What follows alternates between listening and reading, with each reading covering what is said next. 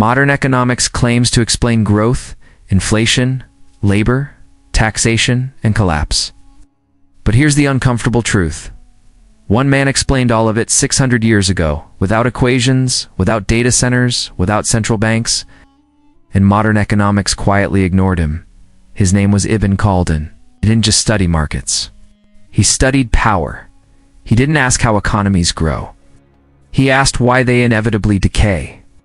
And once you compare his framework to modern economics, something disturbing becomes clear. Most economic surprises today aren't surprises at all. They are predicted outcomes. Ibn Khaldun was born in 1332 in North Africa, a world collapsing under its own success. Empires rose quickly, cities expanded, taxes increased, elites detached from production. Sound familiar? Unlike modern economists, Ibn Khaldun wasn't isolated in theory. He served as government official, tax administrator, judge, diplomat. He saw economics from inside the machine. That's why his ideas are dangerous. Modern economics begins with supply and demand, rational actors, price signals.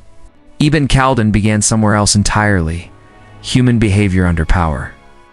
His central insight, economic outcomes are downstream from political incentives and social cohesion. He introduced a concept still unmatched in explanatory power, asabiya, social cohesion. This wasn't cultural poetry, it was structural analysis. Strong societies share risk, distribute burden, reward contribution. Weak societies concentrate privilege, extract rather than produce, monetize power. This alone dismantles the myth of neutral markets. Ibn Khaldun described the early-stage economy: low taxes, high motivation, broad participation, productive labor rewarded. Growth happens not because of policy brilliance, but because incentives align with effort. Modern economics agrees with this phase. That's where the agreement ends. As wealth accumulates, rulers learn a dangerous lesson. They can live off the economy instead of within it. Taxes rise, bureaucracy expands, compliance replaces innovation, Ibn Khaldun warned. At the beginning of the dynasty, taxation yields large revenue from small assessments.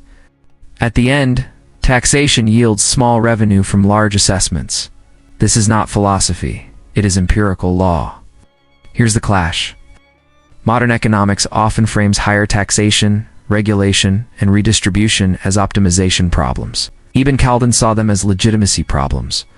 When people feel exploited, overburdened, disconnected from reward, productivity collapses before GDP reflects it.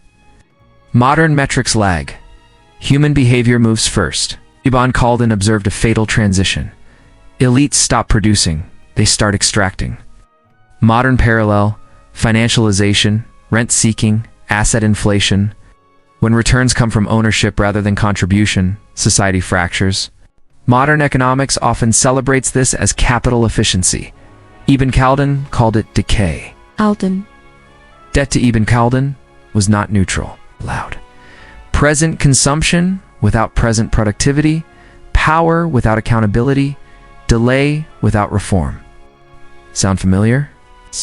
Modern states borrow to maintain appearances, monetize deficits, inflate obligations away. This does not stabilize systems. It postpones, reckoning, and magnifies it. Look around. Productivity, stagnation, exploding asset prices, rising inequality, political polarization. Modern economics debates, interest rates. Ibn Khaldun would say, you are already in late-stage decline. Not because of bad policy, but because extraction replaced contribution. Central banks intervene, governments stimulate, institutions reform. And yet trust declines, participation shrinks, legitimacy erodes. Why? Because you cannot fix moral incentives with technical tools. Ibn Khaldun warned that when a state relies on force and finance instead of consent and productivity, collapse becomes inevitable. Collapse is not sudden. Collapse, according to Ibn Khaldun, is not a crash. It is a withdrawal. People disengage. Innovation slows. Risk aversion rises. Capital flees. By the time GDP contracts, the society has already hollowed out. Modern economics sees recessions. Ibn Khaldun saw civilizational exhaustion. Here's the uncomfortable reason. His framework implies limits. Limits on taxation, centralization, financialization, elite extraction. Modern systems are built on removing limits, not respecting them. That's why Ibn Khaldun is quoted but not applied. Every empire rises through cohesion, grows through participation, declines through extraction, collapses through debt and distrust. Rome, Abbasids, Ottomans, colonial empires, modern states, different currencies. Same pattern. Final takeaways clear and sharp. Economies don't collapse from scarcity, they collapse from misaligned incentives.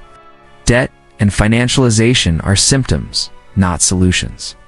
When elites detach from production, collapse becomes a timeline, not a possibility. Modern economics asks, how do we grow faster? Ibn Khaldun asked. How do we avoid decay? Only one of those questions survives history. If you want to understand where the world is heading, not emotionally but structurally, subscribe. Because the future doesn't belong to the optimistic. It belongs to those who understand cycles.